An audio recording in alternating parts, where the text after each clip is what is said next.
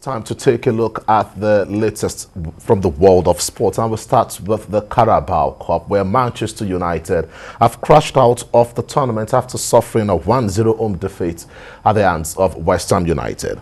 The visitors scored the only goal of the game in the 90 minutes when Manuel Lanzini scored. In London, European champions Chelsea were forced to a 1-0 draw by visiting Aston Villa, but the Blues progressed 4-3 on penalties. Tottenham also edged Wolverhampton Wanderers 3-2 from the sport kicks after their duel ended 2-2. Leicester City had no worries, beating Millwall 2-0. Brighton edged Swansea City 2-0, and Arsenal recorded a commanding 3-0 win over AFC Wimbledon. Still talking football, but back home in Nigeria, the Nigeria Women's Football League (NWFL) will commence a new season in December. This was one of the decisions reached at the NWFL annual general meeting, where other measures to improve the women's football in the country was discussed. TVC sports correspondent Adeyemo Adeyemi has more details in this report.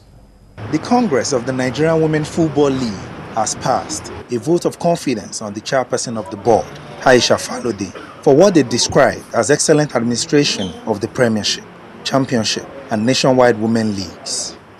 This happened at the annual general meeting of the Nigerian Women's Football League held on Wednesday in Lagos.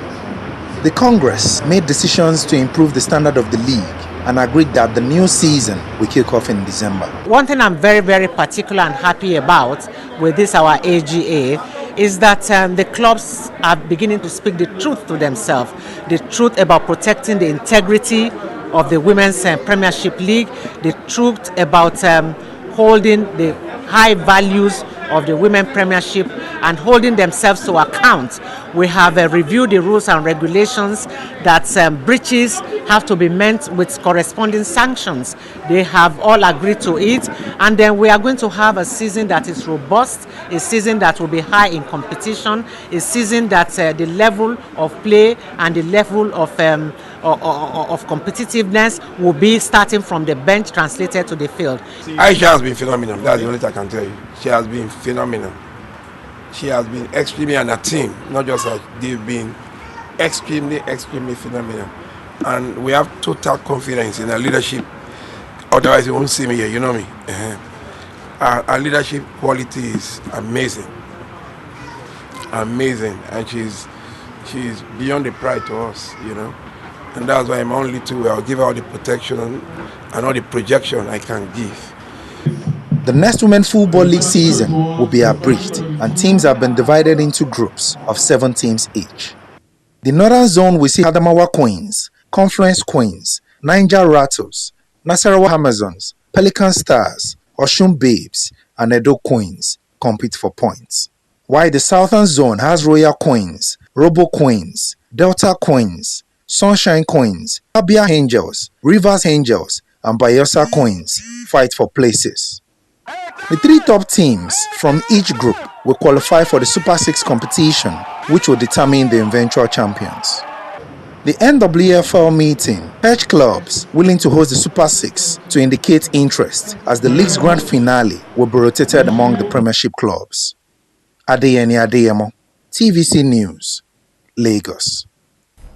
Director of Communications, Nigeria Women's Football League, Dapo Shotimino, joins the breakfast show. Well, Dapo, the annual General Assembly of the Nigeria Women's Football League was held on Wednesday, and everyone has been talking about having a robust league going forward, and then we just saw the Aisha Buhari Invitational Tournament that also had color to the development of women's league in the country. What should we expect as we look forward to the new season this December? Well, we should look forward to a better league. From what happened at the Aisha Buhari Cup, you know, it was evident that there's a need to put all players in the national team to should be coming from the league. That is the power of the league in any country. Your league must be very strong to produce national team players, and we have them. From what we experienced at the Super 6 last year at the Dino International Stadium in Djibouti, it was evident that we could actually produce two solid national team players from the league, from Nigerian Women Football League. And as you may also know, the 4 goals that were scored at the Al-Shabuari Cup were scored by Nigerian league players. I'm talking about Monday Gift and Vivian Ikechukwu. Vivian Ikechukwu plays for Rivers Angels. Monday Gift plays for FC Robo. So that is what, and this was actually confirmed by the NFF president yesterday, Amadi Pinnick, when he came eventually. And he said it is time for proper transition. It is time to concentrate mostly on the Nigerian Women Football League to get decent and young national team players, talking about the Super Falcons. So this time around, it's going to be better than what it was last year. Last year, at the Super 6, we experienced what we call the revolution in women's football.